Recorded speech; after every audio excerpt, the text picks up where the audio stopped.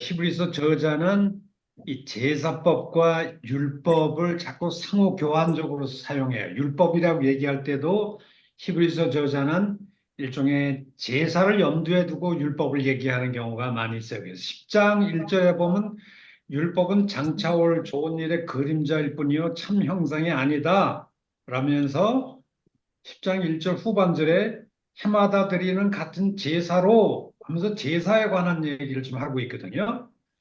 그러니까 제사와 율법은 뭐 뗄래야 뗄 수 없는 뭐 깊은 관계에 있는데 문제는 그 아까 제가 말씀을 드린 것처럼 히브리서 저자의 사고방식이 뭐 실체와 그림자의 관계.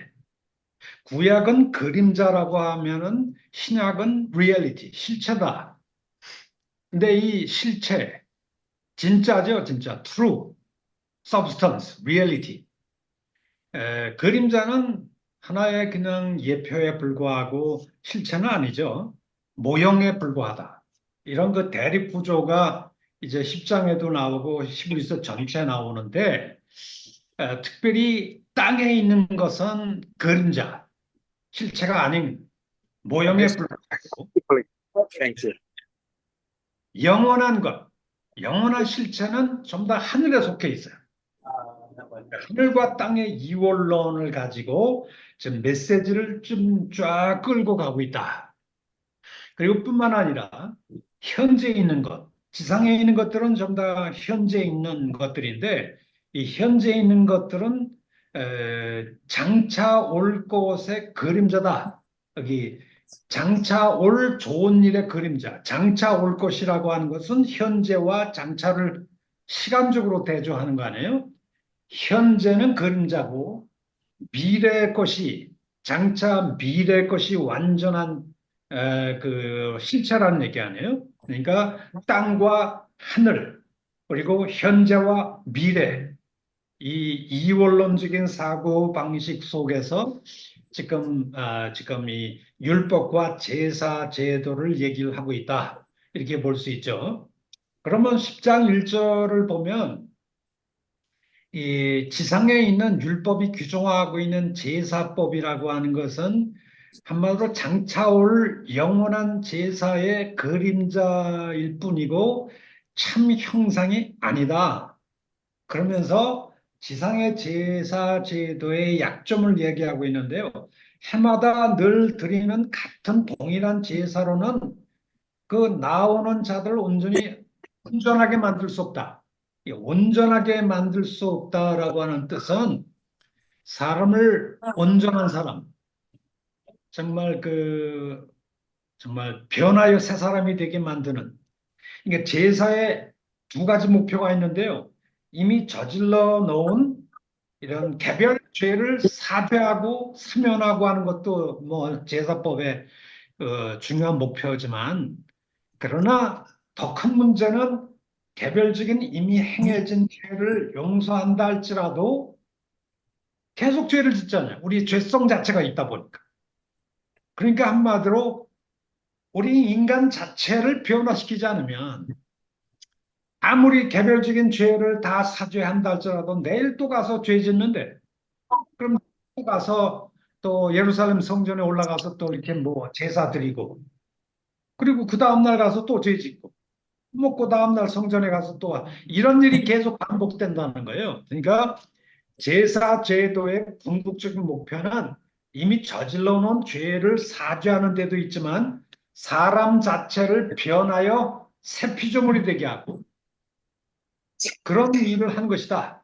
그래서 여러분 우리 10장을 한번 잠깐 볼까요? 10장에 보니까 여기 21절에 보니까 21절에 하나님 집 다스리는 큰 제사장이 계신데 우리의 예수님이다라고 얘기하면서 그게 마음의 뿌림을 받아 약한 양심으로부터 벗어나고 몸은 맑은 물로 씻음을 받았으니 참마음과 온전한 마음으로 하나님께 나아가자 이렇게 얘기를 했거든요. 여기 마음의 뿌림을 받아 맑은 물로 씻었다라고 하는 것은 구약의 에스겔서의 새 언약 예언을 염두에 두고 있어요.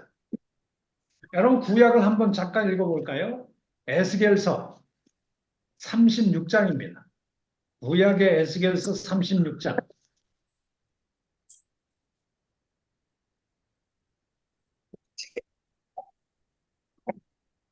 구약의 에스겔서 36장을 제가 한번 읽어보겠습니다.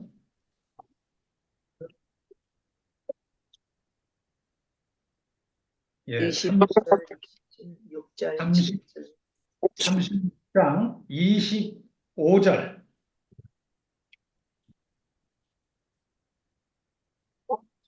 16장 25절, 26절, 20, 에스겔이 얘기하는 뉴 카베넌트, 새 언약의 속죄 제사의 완전성을 얘기하는 구절인데요. 여기에 맑은 물을 너희에게 모아서 뿌려서란 말이죠. 물을 뿌려서 너희를 정결케 하고 그런 말이 여기 언급되고 있는데요. 그리고 새 영을 너희 속에 두어 새 마음을 너희에게 주게 만들겠다. 그래서 육신에서 굳은 마음을 제거하고 부드러운 어린아이 살같이 부드러운 마음을 갖게 만들겠다. 이렇게 얘기를 에스겔서 36장 25절 26절에 얘기하고 있는데 여기 히브리서 10장 22절 보면 우리가 마음의 뿌림을 받아 또 몸은 맑은 물로 씻어서 이런 표현들은 방금 전에 했던 에스겔서 36장 25절 26절의 새 언약의 이미지를 끌고 들어온 거죠. 그런 의미에서 지금 옛 언약의 속죄 제사 제도는 한마디로 말해서 동물의 피를 가지고 드려지는 물리적인 제사 아니에요. 이런 동물의 황소의 피를 잡아들이는 제사로 가지고는 사람을 온전하게 새 사람을 만들 수 없다는 얘기죠. 그러면 새 언약 시대를 이끌고 들어오신 분이 누구냐? 예수 그리스도신데 예수 그리스도는 예레미야 31장 25절 20 아주 새 언약 사상이죠. 그것을 오늘 이 10장에서도 11장에도 언급하고 있어요. 자, 여기 그 히브리서 10장 8절 한번 볼까요? 6절, 7절, 6절, 7절부터 한번 읽겠습니다. 번제와 속죄 하나님이 더 이상 기뻐하지 않는데요. 5절에도 제사와 예물을 원하지 아니하시고 오직 나를 위하여 한 몸을 예비하셨도다. 근데 여기 보니까 번제와 속죄제를 기뻐하지 않는다. 구약의 이스라엘 백성들이 너무나 제사를 많이 드리다 보니까 너무 지겹다는 거예요. 그러면 더 이상 제사와 예물을 원하지 않고 뭘 준비하느냐? 제사와 예물보다 뛰어난 오직 나를 위하여 한 몸을 준비할 것이다. 그럼 이 몸이 누굴까요? 예수의 몸이죠. 7절을 보세요. 이에 내가 말하기를 여기 5절에서 얘기하는 하나님이 자기를 위하여 한 몸을 예비할 것이다. 그것이 장차 오게 될 그의 아들 예수 그리스도를 얘기하는데 그가 7절에 왜 오셨나요?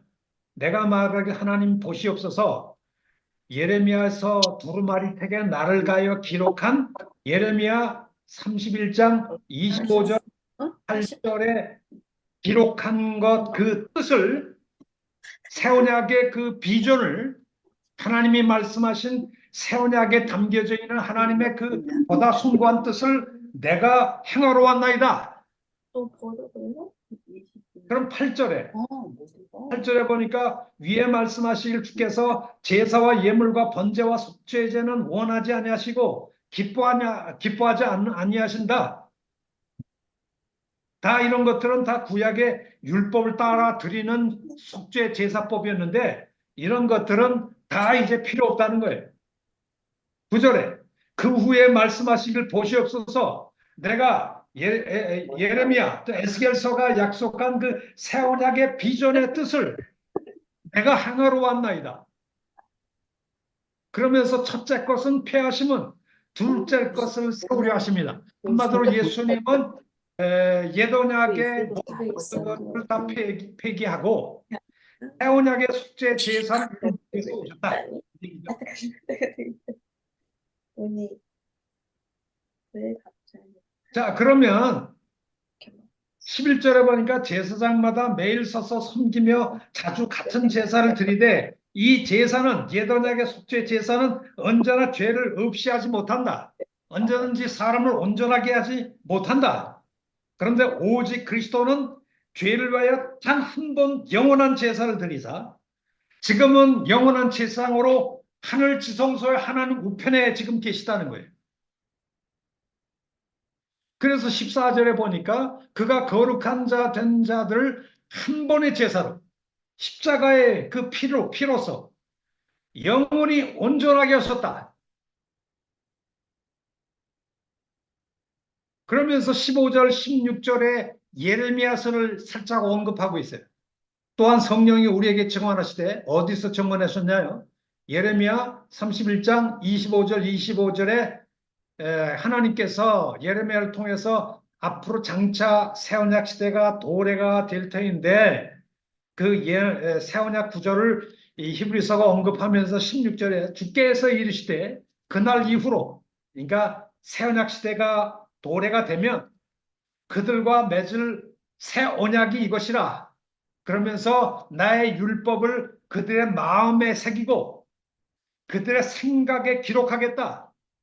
한마디로 나의 율법을 마음에 새기고 나의 율법을 그들의 마음에 두겠다라고 하는 것은 한마디로 인간의 마음을 근본적으로 새롭게 하겠다는 거죠. 그리고 17절 그들의 죄와 그들의 불법을 내가 다시 기억하지 않겠다. 이것은 뭐냐? 영원한 속죄를 이루겠다는 거예요. 다시 기억하지 않겠다는 것은 한번 속죄하면 더 이상 기억하지 않는 영원한 속죄. 한번 속죄하면 소위 everlasting atoning sacrifice를 이루겠다.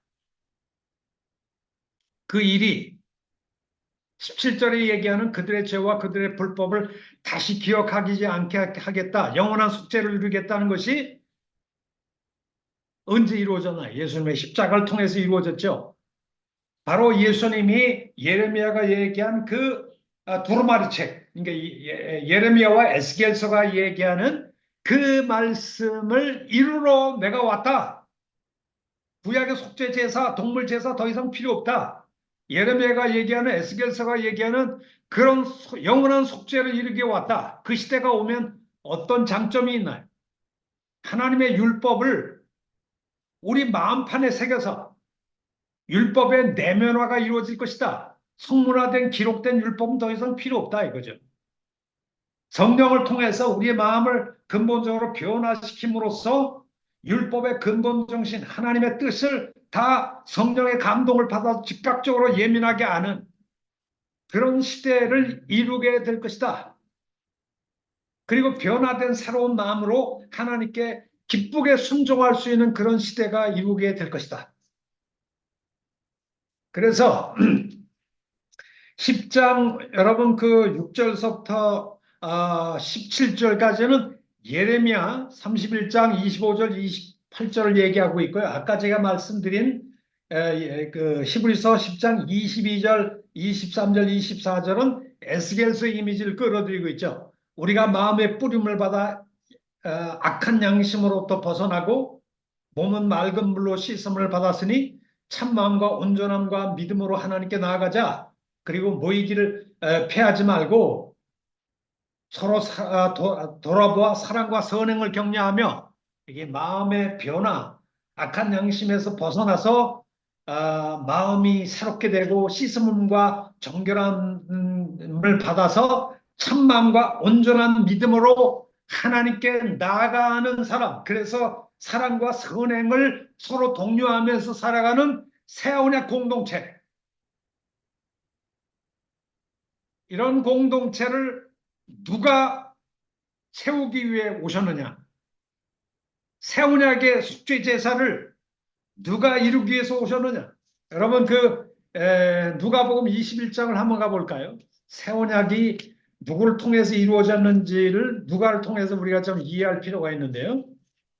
여러분 성경 가지고 계십니까? 누가복음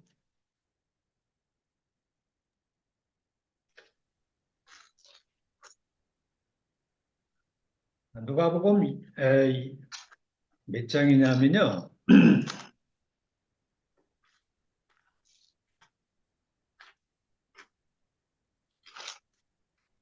20,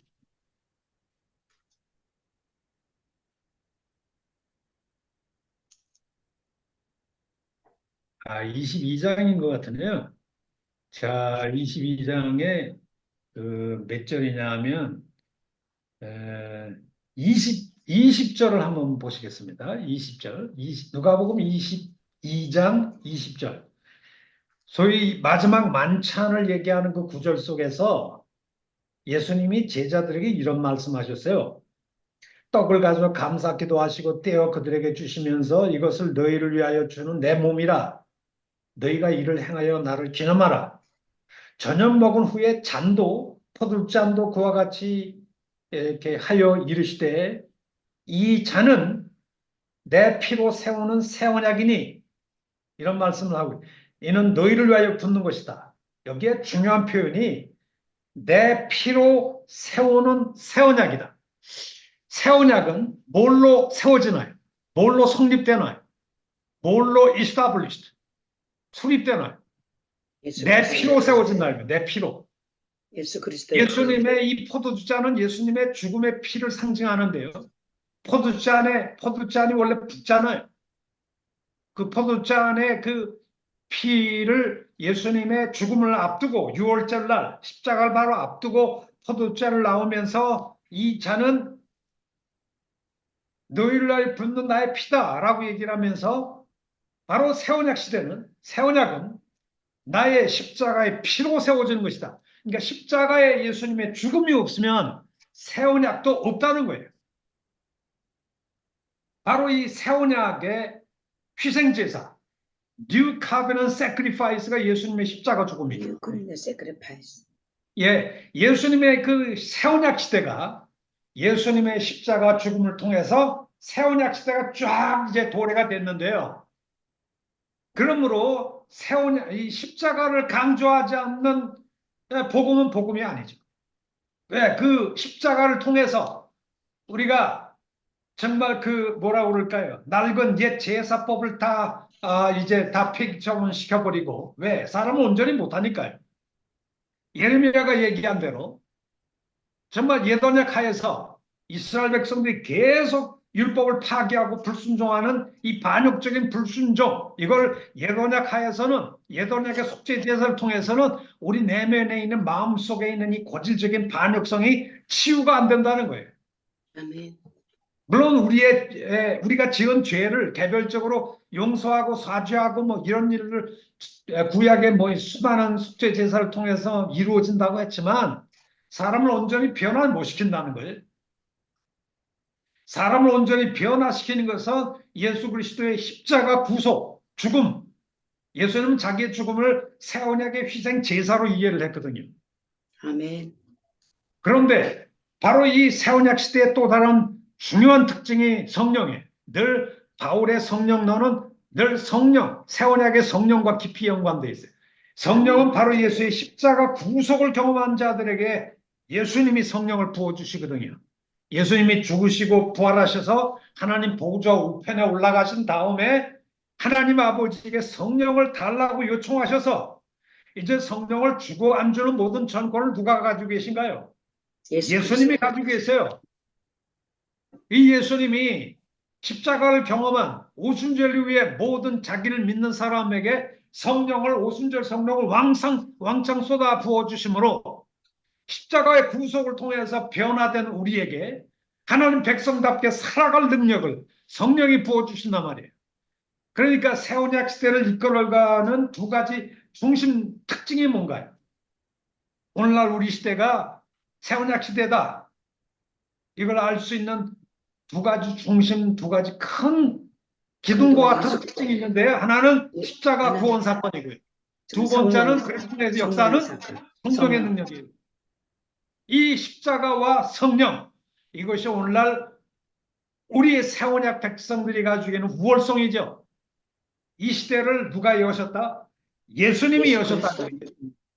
근데 이걸 알지 못하고 구약의 그 저기 히브리서의 유대인 독자들이 계속 예루살렘 안에 이 동물 피제사를 통해서 이루어지는 이 땅에 속한 또 죽을 수밖에 없는 레위 지파를 통해서 이루어지는, 그래서 그들의 제사법은 계속 번갈아가면서 죽을 수밖에 없는 유한한 약점이 많은 인간들에 의해서 이루어지는 그것들이 하나의 그림자요 참 형상이 아닌 걸 깨닫지 못하고 계속 이 성전 중심의 유대교로, 예루살렘 안에 있는 종교로 자꾸 돌아가려고 하는 이 태도를 버리라 이거죠. 버리라. 이것이 히브리서의 중심 메시지 중에 하나죠. 그런데 오늘 13장 여러분 10절 한번 보십시다. 히브리서 13장 10절. 조금 건너뛰어서 이것과 연관해서 우리가 조금 생각해 볼 필요가 있는데요. 자, 여기 보니까 우리에게 제단이 있는데 장막에서 섬기는 자들은 그 제단에서 먹을 권한이 없나니 이는 죄를 위한 짐승의 피는 제사장이 가지고 성소에 들어가고 그 죽은 짐승의 시체는 영문 바깥에 가서 불살랐다는 거예요. 이것은 아마 레위기가 얘기하는 대속죄일에 이루어졌던 것을 지금 얘기하고 있는데요. 대속죄일, 소위 Great Atonement Day, 이 대속죄일이 되면 짐승을 죽일까 백성의 죄를 거룩하게 하려고 짐승을 죽이는데요. 그 짐승을 죽여서 나오는 피를 대제사장이 피를 가지고 지성소에 들어가죠. 그리고 그 죽은 시체, 동물의 시체는 영문 밖, 예루살렘 성문 바깥에 나가서 불사르는 장소가 있어요. 불사르는 장소. 근데 이 이야기가 12절을 보니까 예수님의 십자가를 통해서 성취되었다고 히브리서 저자가 얘기를 하고 있어요. 여러분 12절 한번 읽어볼까요? 그러므로 예수도 자기의 피로서 백성을 거룩하게 하려고 성문 밖에서 성문 고난을 밖, 받으셨느니라. 영문 밖에서 고난을 받으셨느니라 이렇게 얘기하고 있잖아요. 자, 여기 보니까 예수님이 고난받은 장소가 성문 아니에요. 성문 밖이에요. 밖. 성문 밖이라고 돼 있죠. 성문 밖 어딘가요? 예수님이 십자가를 짊어지시고 고난당하고 죽으신 장소. 우리는 보통 골고다, 갈보리라고 알려져 있는데요. 갈보리. 갈보리의 원래 뜻이 뭐죠? 갈보리라고 하는 것이 원래 해골의 곳이다. 그런 뜻입니다. 죽은 자들의 시체를 매장하는 일종의 유대인들의 공동묘지예요. 공동묘지. 여러분, 구약 레위기법에 의하면 죽은 시체를 두는 이 묘지가, 시체를 두는 곳이 거룩한 정결한 곳이에요. 부정한 곳이에요. 부정한 것입니다. 부정한 곳이에요. 그것은 예루살렘 성문 바깥에 있어요. 근데 이 히브리서의 저자가 하는 말이 예수님께서 자기의 패로 백성을 거룩하게 하시려고 예루살렘 성문 바깥에 나가서 갈보리에서 이 부정한 영역에서 죽으셨다는 거예요. 고난을 받으셨다. 여기 참 쇼킹한 발상이 언급되고 있는데요. 왜냐하면 12절에 보니까 자기의 피로서 백성을 거룩하게 하려고 성문 밖, 일종의 해골의 곳이라고 하는 공동묘지, 죽은 시체를 두는 이 부정한 영역에서 예수님이 십자가에 못 박혀 죽으시고 고난당하셨다는 거예요. 즉 부정한 장소에 나가셔서 고난받고 죽으신 죽음이 어떻게 백성을 거룩하게 할 수 있을까요? 참 놀라운 쇼킹한 발상이죠. 자, 유대인들의 그 사고방식에 의하면 여러분 자기들의 백성들의 자기 죄를 속죄하고 자기를 거룩하게 하려면 예루살렘 성문 바깥으로 나갑니까? 성문 안쪽으로 들어갑니까? 성문 안쪽으로 왜 성문 안쪽으로 들어가죠? 깨끗하게 하려고요. 죄 없이 깨끗하게 하려고. 어디 가서? 성소에 들어가서 제사. 그러니까 예루살렘 성문 안에 들어가면 성전이 계시잖아요. 성전이. 예, 성전 그 성전에 들어가야 동물 제사를 드리고 피를 드릴 수 있고 뿌리고 희생 제사를 번제를 드릴 수 있고 드려서 백성들이 사죄함 받고 거룩하게 되어지는 일이 벌어지기 때문에 유대 종교는 백성들의 죄를 사함 받고 자기들이 하나님 앞에 거룩한 백성이 되기 위해서는 예루살렘 성문을 열고 성문 안으로 성전으로 들어가야 돼요. 근데 예수님은 백성의 죄를 거룩하게 하려고 성문 안으로 들어간 것이 아니라 어디로 나가셨다? 해골로 성문 바깥으로. 그것도 유대인들이 부정하다고 여기는 공동묘지, 해골, 갈고리로 갔었단 말이에요. 부정한 영역. 참 놀라운 일이죠. 그러면 여기서 지금 사도 여기 그 히브리서 저자가 여기에 묘하게 성문 안의 영역과 성문 바깥의 영역을 묘하게 대립시키고 있어요. 그럼 성문 안의 영역은 어떤 세계이고 성문 바깥의 세계는 어떤 영역일까요? 뭘 상징하는 언어 표현인가요? 상당히 고도의 상징성을 가지고 있는 표현인데 바로 이 구절이 히브리서 전체 메시지의 결론에 해당된다고 볼 수 있는데요.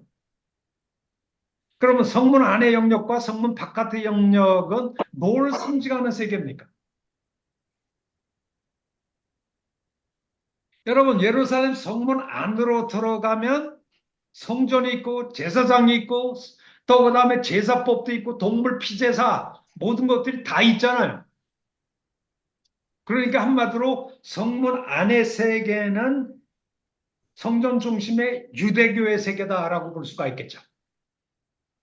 근데 예수님께서 백성을 거룩하게 하시려고 성문 안으로 들어간 게 아니다. 다시 말하면 성문 안으로 들어가는 유대교에서는 진정한 백성을 거룩하게 하는 진정한 속죄가 있다 없다? 없다. 없다라고 하는 아주 쇼킹한 그런 발상이죠. 더 이상 유대교로 돌아가지 말라는 거예요.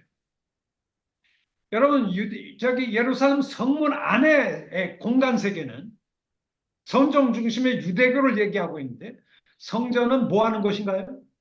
첫째는 하나님의 임재가 있는 곳이라고 임재가 사람들이 있는 알고 곳이요. 있죠. 성전에 가야 하나님을 만난다고 생각하니까. 그래서 유대인들은 전부 다 성전을 향해서 하나님이 계시는, 그래서 말라기에 보면 천하는 모두 잠잠하라 하나님은 성소에 계시니 이런 얘기가 나오잖아요. 자, 그렇기 때문에 유대인들은 하나님 만나고 하나님의 임재를 경험하려면 다 어디로 들어가야 돼요? 성소로 성문 안으로 들어가서 성전으로 들어가야 돼요. 또 성전은 뭐 하는 장소예요? 하나님이 계신 예수 곳이니까 거기서 예배가 이루어지는 곳이죠. 예배하고 제사 드리고 그 예배를 드리기 위해서는 다 성전으로 예루살렘 성전 안으로 들어가야 돼요. 뿐만 아니라 성전은 또 뭐 하는 곳이에요? 이스라엘 백성의 죄를 속죄하는 사죄의 은혜가 경험되는 장소예요. 그러니까 속죄를 경험하기 위해서는 다 어디로 가야 돼요? 성전으로 예루살렘 문을 열고 성전으로 들어가야 돼요.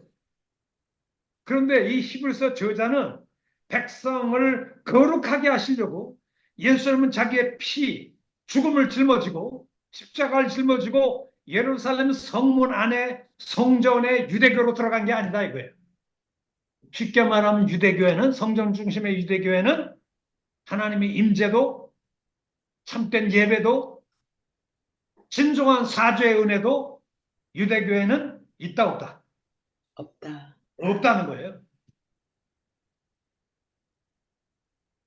Don't go back to Judaism. 유대교로 돌아가지 말라는 거예요. Don't return to Judaism.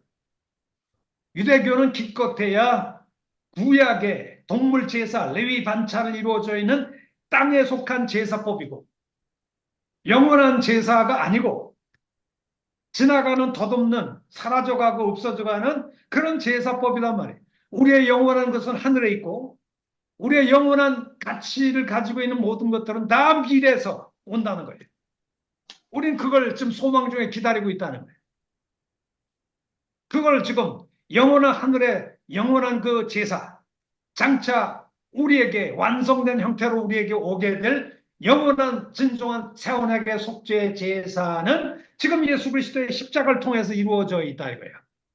그런데 그런 영원한 속죄가 이루어지는 것은 예루살렘 안의 영역인 성전 중심의 유대교회는 없다는 거예요. 이미 예수님은 그의 십자가를 짊어지고 어디로 나가셨다? 영문 밖으로. 영문 바깥으로 고난당하셨다는 거예요. 영문 밖. 그래서 13절에 이렇게 얘기를 하고 계시죠. 그런즉 우리도 그 십자가의 치욕을 짊어지고 영문 밖 누구에게 가자?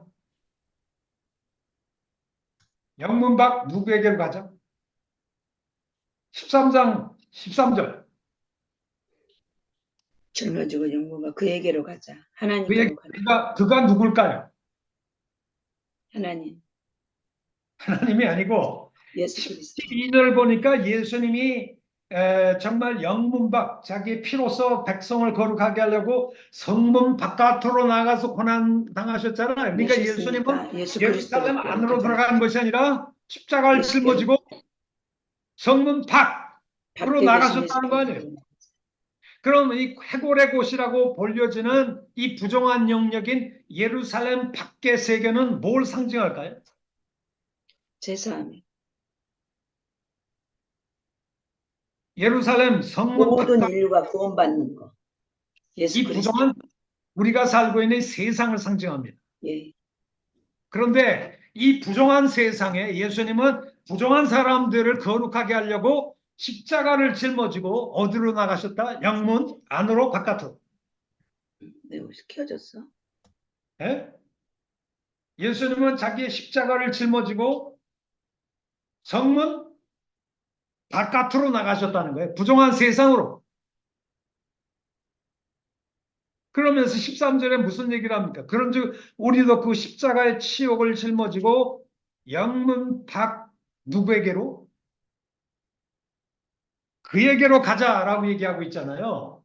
자, 그러면 여기서 우리가 히브리서의 제가 이 부분이 굉장히 히브리서 아주 센트럴 메시지라고 그랬잖아요. 지금 히브리서 저자가 우리에게 지금 뭘 얘기할까요? 예수님은 이 부정한 세상에 있는 사람들을 자기의 피로서 거룩하게 하시려고 그의 십자가를 짊어지고 영문 밖 이 부정한 세상으로 이미 나아가셨다는 거예요. 이 부정한 세상을 도피할 장소가 아니라 부정한 세상 사람들을 거룩하게 하려고 이미 부정한 세상으로 나아가셨다는 거예요. 그러니 우리 그리스도인들도 그 치욕을 짊어지고, 치욕이 뭔가요? 부끄러움, 짊어지고. 이 짊어지고라는 말이 파스타조 동사인데요. 예수님이 우리의 죄를 위해서 십자가를 짊어지다 할 때 썼던 동일한 동사입니다. 근데 그의 치욕을 우리도 짊어지자고 하는 건 뭐냐면 고대 세계의 십자가는 사실은 부끄러움과 수치의 상징이었죠. 예수님도 십자가에 달릴 때 거의 발가벗겨진 그 밤나체로 십자가에 매달려서 지나가는 사람들이 전부 다 손가락질고 침 뱉고 그랬잖아요. 부끄러움을 당하셨거든요. 근데 사실 이 세상을 거룩하고 세상을 구원하기 위해서 예수님도 그의 치욕을 짊어질 십자가의 치욕을 짊어질 필요가 있다는 거예요. 쉽게 말하면 세상은 쉽사리 변화되지 않죠. 세상은 굉장히 적대적이에요. 우리가 예수님 쫓아가는 길은 축복만 있을까요? 때로 고난도 불가피한가요? 고난도 불가피합니다. 그렇기 때문에 지금 히브리서의 저자가 지금 유대 기독교인들, 유대교로 돌아가려고 하는 성전 중심의 제사법 중심의 유대교로 돌아가려고 하는 이 유대 기독교인들에게 지금 뭘 도전하고 있어요? 너희들 자꾸 이 예루살렘 성문 안의 세계에 안주하려고 한다. 너희가 지금 유대교 안에 안주하면, 성전 중심의 유대교 안에 안주하게 되면 더 이상 부모로부터 친척으로부터 동족으로부터 핍박이 없어요. 고난도 없어요. 지금 예수를 믿는 것 때문에 고난이 당하고 있는데 지금 나 유대교로 돌아갑니다. 그러면서 유대교로 돌아가면 영문 안의 종교인 유대교로 돌아가면 부모, 친척, 모든 그 동족들이 다 환영을 하겠죠. 핍박이 없어요. 그런데 우리가 예수님 쫓아가는 길은 예수님이 세상을, 부정한 세상을 거룩하게 하려고 자기 자신을 이 부정한 세상과 동일시하시고 부끄러운 십자가를 짊어지고 세상 한가운데로 나가셨다면 우리를 거룩하게 하려고. 근데 우리 그를 쫓아가는 우리 유대 기독교인들이, 우리들이 예수님 쫓아가는 길을 피할 수 있을까요? 그래서 오늘 13절에 그런즉 우리도 우리에게 짊어져 있는 작은 치욕이 십자가가 있다면 우리들도 그 치욕을 짊어지고 이미 영문 바깥으로 부정한 세상으로 나아가신 그리스도에게로 가자라고 하는 것이죠. 그렇다면 하나님을 만나고 예배하고 진정한 속죄가 있는 장소는 어딜까요? 예루살렘 영문 안에 성전에 있는 유대교의 그런 축복이 있는 것이 아니라 하나님을 만나는 장소, 진정한 예배가 이루어지는 참 장소, 진정한 사죄가 이루어지는 곳은 어딜까요? 영문 밖으로 이미 나아가신 그리스도가 계신 곳이죠. 그리스도가 계신 곳을 쫓아갈 때 높은 산이든 거친 들이든 초막이든 궁궐이든 내 주 예수 모신 곳이 그 어디나 뭐라고요? 하늘나라. 아멘. 히브리서가 지금 그 얘기를 하고 있거든요. 우리가 사는 이 세상은 정말 부정한 세상이에요. 갈보리처럼. 희체들이 드글거리는 장소에 불과해요. 삶의 의미가 없는 장소예요. 죄로 오염된 장소예요. 희망이 없는 장소예요. 예수님이 없다면 영문 밖 이 세상은 여전히 부정할 뿐이에요. 기독교에 대해서 여전히 적대적이에요. 그런데 이 영문 밖 이 세상이 의미를 가질 수 있다면 그곳에 십자가를 짊어지신 누가 계시기 때문에, 예수님이 계시기 때문에 그것이 절망의 장소가 희망의 장소로 바뀔 수 있고 불순종의 장소가 순종하는 장소로 바뀌어갈 수 있고 삶의 의미가 없는 장소가 삶의 의미를 발견하는 장소, 부정한 장소가 의롭고 정결한 장소로 지옥과 같은 이 세상이 천국으로 변화될 수 있는 이 삶의 마스터피가 이 세상 한가운데 십자가를 짊어지고 가신 예수님을 쫓아가는 길이다.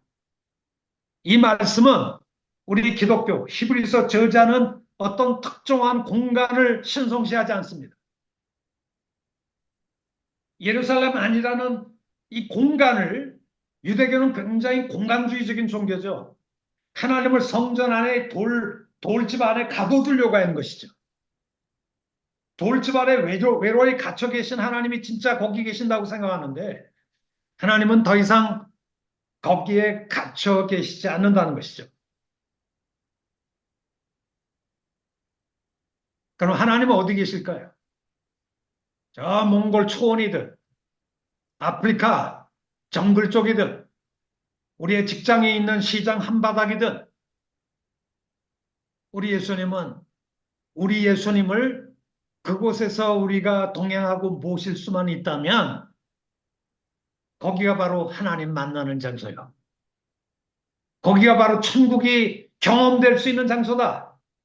그런 얘기를 지금 하고 있습니다. 그래서 히브리서 13장 14절로 한번 보세요. 히브리서 13장 14절. 우리가 여기에는 영구한 도성이 없으므로 장차 올 것을 찾나니, 이 말씀에도 이 히브리서 유대 기독교인들은 뭘 자꾸 중심으로 여긴다고 하는 걸 알 수 있어요. 지상의 예루살렘 성전을 굉장히 신성시했던 것 같아요. 땅에 있는 것. 이것은 영구한 도성이 아니래요. 자꾸 예루살렘 중심성을 가지고 있는 유대교에 붙박혀서 살지 말라는 것이죠. 그러면 우리가 찾는 영원한 도성은 땅에 있는 건가요? 하늘에 있는 것인가요? 하늘에 있는 새 예루살렘 성이죠. 그것은 현재 있는 것이 아니라 장차 예수님 재림 때 오게 될 영원한 도성이죠. 근데 그 영원한 도성으로 가는 길은 어느 길로 가야 될까요? 예루살렘 성문을 열고 그 안으로 들어가서 유대교로 들어가는 길이 영원한 도성으로 나아가는 길일까요? 유대교가 정말 영원한 도성으로 나아가는 길일까요? 그 길은 영원한 도성으로 가는 길이 아니라는 것입니다. 영원한 도성으로 가는 길은 그럼 어딜까요? 예루살렘 성문을 열고 부정한 이 세상 한가운데로 십자가의 치욕을 짊어지고 가신 예수님을 쫓아서 그와 동행하는 길, 높은 산이든 거친 길이든 초막이든 궁궐이든 우리 주 예수 그리스도를 모시고 이 세상 한가운데서, 우리 직장 한가운데서, 정글 속에서, 세계 선교지 어디에서든지 그곳에서 주님과 동행할 수 있다면 아멘. 우리가 이 세상에서 예수의 디사이플십을 실천하면서 때로 우리에게 주님을 쫓아가는 이 부정한 세상 속에서 주님 쫓아가는 길에 당신의 치욕을 짊어질 필요가 있다면 그 치욕의 십자가를 불가피하게 우리가 짊어져야 될 필요가 있다면 그 치욕의 십자가 짊어지겠습니다. 그 치욕의 십자가를 짊어지고 핍박을 피하지 않고 복음을 위해서 고난을 받으면서 매일같이 복음을 위해서 투쟁하면서 한 걸음 한 걸음 이 세상 한가운데서, 시장 한가운데서 우리 주님과 동행하는 이 세상 한가운데서 우리의 제자로서 살아가는 길이 마지막에 영원한 도성으로 가는 길이다. 아멘. 영원한 도성으로 가는 길은 이 부정한 세상이니까 부정한 세상을 도피해서 산속에서 나 혼자 정말 고행을 하면서 세상과 등지고 나 혼자 살아가는 게 천국으로 가는 길이 아니다 이거죠. 옛날에 여러분 영국의 유명한 기독교 소설가인 요한 버년이 있어요. 존 버년.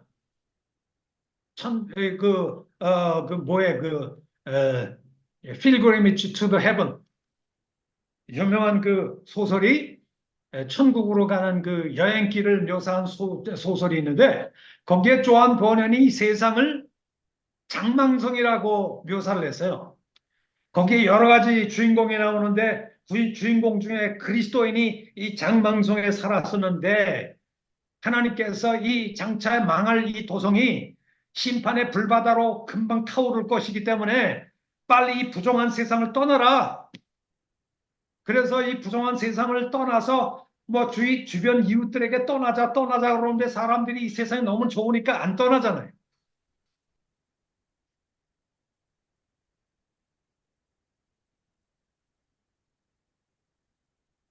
수업 중에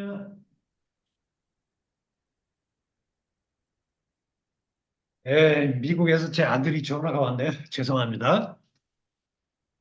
그러니까 이 조한 번연은 이 세상을 장차 하나님의 심판을 당해서 멸망당할 도성이기 때문에 이 세상에 조금 더 머물 필요가 없다. 빨리 떠나야 된다. 그래서 친척들을 데리고 가려고 그러는데 많은 사람들이 이 세상에 자꾸 안주하고 왜 여기 집도 있고 뭐 재산도 있고 안 떠나려고 하잖아요. 그래서 이 그리스도인이 결국 자기 혼자 이제 영원한 도성을 향해서 이렇게 떠나는 가다가 유혹도 당하고 핍박도 당하고 뭐 그렇게 하면서 마지막 영원한 도성에 들어가는 이 순례길을 제가 묘사하는 것인데요. 근데 이 존 버년이 그리고 있는 이 세상을 장망상 빨리 하루라도 빨리 떠나야 될 너무나 더럽고 지저분하고 죄로 오염됐기 때문에 하나님의 진노가 곧 내리게 될 도성이니까 이 세상은 조금도 머물 의미가 없는 장소. 아멘. 이런 사고방식이 과연 히브리서가 동의할까요, 안 할까요? 방금 전에 어떤 분이 아멘 하셨는데요. 어떤 의미로 아멘 하셨나요? 동의합니다. 말씀을. 히브리서는 동의할 수 없대요. 네. 그렇죠. 이 세상이 장망성이기 때문에 빨리 떠나자. 직장도 버리고 가정도 버리고 이 세상이 오염된 곳이기 때문에 빨리 혼자라도 세상을 초월해서 기도원으로 전전하면서 혼자 고행하면서 가야 된다는 이런 사고방식이 맞아요, 틀려요? 그건 아니죠. 그건 아닌데 하여튼 예수님 빨리 오시기를 기도합니다. 그러니까 히브리서가 얘기하는 건 뭐예요? 세상을 도피해서 예. 부정한 세상을 도피해서 나 혼자 고고하게 산속에서 고립되어서 살다가 가는 게 천국이 아니고 세상에서 우리 예수님은 그 십자가의 치욕을 짊어지고 이미 영문 밖 이 부정한 세상으로 가셨다는 거예요. 이 부정한 세상 사람들 거룩하게 하려고. 그러니까 우리도 이 영문 밖에 이 부정한 세상으로 이미 십자가를 지고 가신 그 예수님을 쫓아가자는 얘기 아니겠어요? 그러니까 우리가 천국으로 나아가는 길은 세상을 도피해서 가는 길이 아니라 세상 한가운데서 주님과 동행하는 길이다 이거죠. 아멘. 정말 우리에게 십자가, 치욕의 십자가가 있다면 주님, 제가 기꺼이 짊어지겠습니다. 우리 가족을 위해서, 주, 우리의 직장을 위해서 제가 도피하지 않겠습니다. 주님 때문에 내가 조롱을 당하고 수치를 당하고 그리고 고난 당한다 할지라도 우리 예수님이 세상을 이 부정한 세상 사람들을 거룩하게 하려고 치욕의 십자가를 짊어지셔야 했던 것처럼 제가 어떻게 이 십자가를 피할 수 있겠습니까? 세상이 그렇게 만만하게 변화되지 않는다는 거죠. 세상이 변화되기 위해서는 지옥의 십자가를 예수님도 짊어질 필요가 있었던 것처럼 너희들도 그저 그냥 예루살렘 안에 종교인 유대교 안에 편안히 머물면서 거기에서 안주하면서 그렇게 살면 거기는 하나님께 나가는 영원한 토성의 길이 없어. 거기에 안주하지 마. 예루살렘 성문을 열고 예수님이 이미 세상 바깥으로 이미 십자가를 짊어 걸머지고 나가셨는데 우리도 영문 바깥으로 나아가신 주님을 쫓아서 가자는 거예요. 주님을 쫓아서. 그렇게 예수님을 이 세상에서 주님과 동행하고 고난당하더라도 주님의 제자로서 한 걸음 한 걸음 우리 직장에서 피하지 않고 주님과 함께 가는 그 길이 영원한 도성으로 가는 길이다 이거예요. 다른 아멘. 길이 없다. 주여. 이 세상 한가운데서 디사이플십을 행하는 장소. 세상은 무의미한 장소가 아니라 고난 속에서 우리의 제자도를 실천해야 될 장소다 이거죠. 이렇게 고난 속에서 제자도를 실천할 때에 이 세상이 거룩해지고 변화되어지고 구원받게 만들 수 있다는 거죠. 이런 영적인 야성을 가진 사람들을 살라는 거예요. 더 이상 특정한 공간을 신성지하지 말라. 우리 기독교는 어떤 특정한 공간을 신성지하는 장소가 아니다 이거죠. 여러분, 교회당이 우리가 세운 수많은 교회당 건물들이 서울에 한국에 많죠. 미국에도 많고. 그 교회당 건물이 거룩할까요? 안 할까요?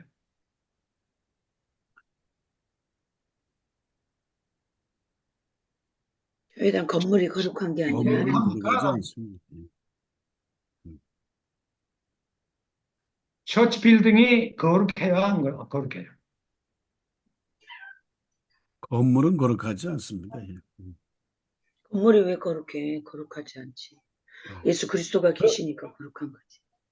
바로 그겁니다. 지금 제가 영국에서 공부했을 때 에딘버러 그 빅토리아 여왕 시절에 전 국민의 80%가 교회를 다녔대요. 엄청나 우리 서울의 그 충영교회처럼 돌로 만들어진 엄청나게 큰 건물들이 한 블록 한 블록 건너갈 때마다 그런 건물들이에요. 지금 다 텅텅 비었어요. 무슬림 사원으로 변하고 식당으로 변하고 아버지. 어떤 교회를 가보면은 그냥 노인들 몇 사람만 앉아 있어요. 근데 영국 친구가 그러더라고. 영국은 이미 기독교 국가 아니다 이거예요.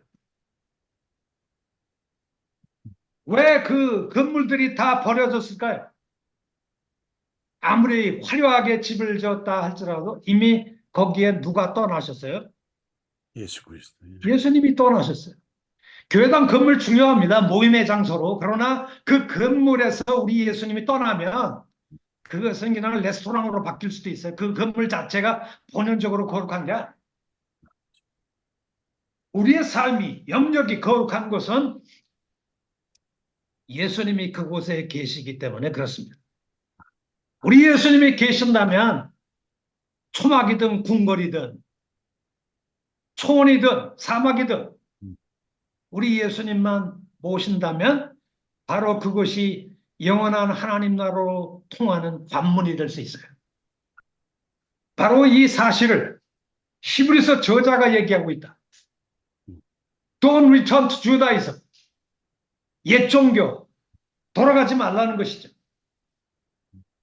그리고 이렇게 정말 우리 예수의 십자가 죽음이 우리의 제사, 예배 모든 걸 다 바꿔놨어요. 그래서 여러분 히브리서 13장 15절 보세요. 예수님이 이미 예루살렘 성문을 열고 이 부정한 세상을 향해 나가셨잖아요. 세상 사람을 거룩하게 하시려고. 그래서 우리도 십자가의 치욕을 짊어지고 우리 주님 쫓아서 한 걸음 한 걸음 주님과 동행하자. 그렇게 갈 때 세상이 거룩해질 수 있고 절망의 장소가 천국으로 변화될 수 있다는 거 아니에요? 그러면 그 예수님 쫓아가는 길에 우리의 예배 패턴도 다 바뀐대요. 15절에 보세요. 옛날에는 피제사, 동물제사 드리는 게 예배였지만 15절에 보니까 그러므로 우리는 예수로 말미암아 항상 무슨 제사를 드리자? 찬송의 제사를 드리자. 이는 그 이름을 증언하는 입술의 열매니라. 우리가 예루살렘 성문을 열고 그 부정한 세상 한가운데로 걸어가신 주님을 쫓아가는 길이 영원한 하나님의 도성으로 가는 길인데 이 세상은 우리가 도피해야 될 장소가 아니라 제자들을 실천해야 될 장소란 말이에요. 그리스도와 함께 디사이플십을 실천해야 될 장소인데 그 디사이플십을 실천하면서 부정한 세상이지만 주님과 한 걸음 한 걸음 동행하는 그 길 가운데서 우리가 드릴 제사가 있다면 동물의 피 제사가 아니라 우리의 변화된 입술로 어려울 때든지 슬플 때든지 고독할 때든지 우리 입술을 벌려서 하나님을 찬양할 때 그것이 하나님의 보호자를 움직이는 진정한 예배의 장소가 된다는 거예요. 예배가 된다. 아멘. 그리고 두 번째 16절에 어떤 제사가 또 있나요? 오직 선을 행함과 서로 나눠주기를 잊지 말라. 하나님은 이 같은 제사를 기뻐하시느니라. 우리에게 있을 때 우리에게 있는 것을 가난한 자에게 나눠주고 선을 행하고 구제하고 긍휼을 베풀고 사랑을 베푸는 이 사랑과 선행의 제사. 아멘. 이보다 하나님의 보좌를 움직이는 기뻐하는 제사가 없다는 거죠. 우리가 세상에서 우리 주님과 동행할 때 우리의 가난한 이웃들, 소외된 이웃들, 고독한 이웃들, 우리의 필요한 이웃들, 우리 혼자 예수만 믿고 의롭다함 받아서 구원받고 천국 혼자 가버리는 게 아니라 우리가 진정 예수 그리스도를 믿는다면 정말 우리의 마음을 다해 하나님을 사랑하고 뜻을 사랑하고 모든 걸 다해서 하나님을 여호와를 사랑하는 것뿐만 아니라 우리의 이웃을 내 몸처럼 사랑할 수 있는 사랑과 선행을 실천하는 것. 이것이 바로 하나님의 이름을 증언하는 제사가 된다. 아멘. 아멘. 찬양의 제사, 주- 사랑과 선행의 제사. 이 제사를 드리면서 초막이든 궁궐이든 높은 산이든 거친 들이든 어떤 곳이든지 이제는 장소가 중요한 것이 아니라 어떤 곳이든지 이 주님과 매일 제자로서 그와 동행하고 필요하다면 그의 십자가, 치욕의 십자가가 필요하다면 주님, 저도 예수님 때문에 그 부끄러움이 있다면 저도 기꺼이 당하겠습니다라고 하는 그 디사이플십을 가지고 복음을 위해서 고난당하는 이 영적인 야성을 가지고 이 세상 한가운데서 세상 피하지 않고 직장 피하지 않고 이 한가운데서 주님과 복음을 가지고 주님과 동행하는 그 길 끝에서 우리가 소망하는 영광의 주님을 만나게 될 줄로 믿습니다. 아멘. 그것이 바로 영원한 하나님의 도성, 새 예루살렘, 천성으로 가는 순례의 길이다. 이렇게 볼 수 있어요. 이런 의미에서 보면 정말 이 히브리서의 그 영성, 스피리추얼리티가 이 도피적이고 탈세상적이고 금욕적이고 세상을 도피하려고 하는 그런 영성이 아니고 정말 이 세상을 통하지 않고서는 이 세상에서 주님과 동행하지 않고서는 천성으로 가는 길이 없다. 이 세상은 천성으로 가는 유일한 길이다. 아, 이런 의미에서 세상은 의미가 그리스도 때문에 의미가 충만한 장소가 될 수 있어요. 카나다도 한국도 우리가 도피할 장소가 아니라 매일 주님과 천국을 경험하는 장소가 되어질 줄로 믿습니다. 아멘. 아, 이게 몇 분까지 하는 것이죠? 지금 어디 거의 마무리 하고 네. 계시나요? 마무리 네, 되는 그런 네. 때가 됐죠. 네, 마무리 한번 그렇기 때문에 이제 하시고. 한 가지만 더 마무리 된다면 예, 이제 더 이상 유대교로 돌아가지 말라. 음, 유대교는 자꾸 천사를 숭배하고 모세를 숭배하고 제사장 중심에 또 예루살렘 성정 중심에 그리고 옛 언약의 중심이었던 율법이나 붙들고 앉아 있으면서 살아가는 예루살렘 성문 안의 종교, 소위 템플 센터 주다이즘에 갇혀서 주여. 그 유대교의 바운더리 안에 갇혀서 그 안에서 핍박도 없으니까 그냥 편안하게 안주하려고 하는 이런 세계 사고방식 버리고 음, 정말 예루살렘 성문을 활짝 열고 이 부정한 세상으로 아마존으로 카나다로 아프리카 정글이든 어디든 아멘. 그 장소가 중요한 것이 아니라 그 어디든 우리 주님과 함께 동행하자. 이게 동행하자. 아멘, 주여. 네. 자, 그래서 우리 영어로 된 유명한 찬송가 있어요. Goodness of God. 하나님의 선하심. 그런 아주 유명한 찬송가가 있는데 또 아십니까? 네, 네. 불러보시죠. 내가 깨어나는 그 순간서부터 내 머리를 둘 때까지 나는 평생 우리 주님을 찬양할 것이다. 우리 주님의 선하심을 찬양할 것이다. 그렇게 얘기를 하면서 정말 멋있게 부르는 찬송가인데요. 이렇게 천성을 향해서 그리스도와 이 세상 한가운데서 고난이 있다 할지라도 이 세상 한가운데서 우리 새 언약의 희생 제사를 드리신 우리 주님 쫓아가고 십자가의 복음을 붙들고 진정한 참된 제사는 예수님의 새 언약 제사를 통해서 이루어져서 우리가 참 마음과 변화된 마음으로 매일 서로 격려하며 사랑과 선행을 격려하는 소위 뉴 카베넌 커뮤니티 새 언약 공동체죠. 예수의 십자가 죽음을 통해서 세워져 있는 이 새 언약 공동체, 이게 신약교회인데요.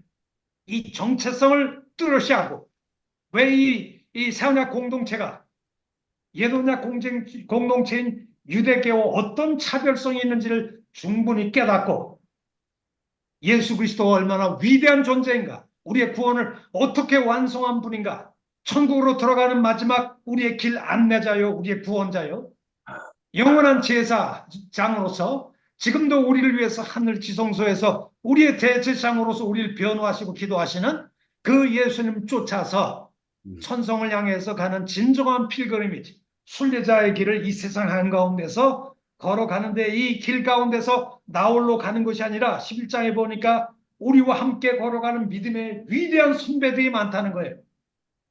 아멘. 그래서 에녹도 있고 아브라함도 있고 수많은 그 고난 속에서도 믿음을 붙들고 정말 살아갔던 믿음의 위대한 위인들이 있다는 거예요. 우리가 가는 길이 고독한 길이 아니라는 것이죠. 그 믿음의 선배들을 쫓아서 그들이 고백한 예수님을 쫓아서 그리고 고난을 쫓아서라도 우리가 주님 쫓아서 가자 하는 얘기를 얘기하고 있어요. 그래서 12장에 보니까 우리에게 구름같이 둘러싼 허당한 믿음의 증인들이 있다. 그러니까 얽매이기 쉬운 죄에 붙들려 있지 말고 믿음으로써 우리 앞에 당한 경주를 경주하고 믿음의 주여 온전케 하시는 그 예수님 바라보고 바라보자. 예수님 쫓아가자. 왜 자꾸 딴 데 보느냐? 주여. 이것이 히브리서의 중심 메시지라고 생각이 됩니다. 할렐루야. 아멘. 아이고, 할렐루야. 감사합니다. 와, 할렐루야. 우리 네, 다 명령이 화면을 감사합니다. 치세요. 야, 대단하시. 우리 어떤 이 교수님이 몸소 실천해서 성문 밖을 나가서 지금 필리핀에 가서 선교하면서 몸소 지금 실천하니까 와, 영성이 더 아주 충만해지신 것 같아요. 예. 아이, 영광 받게 너무 나왔고요. 감사.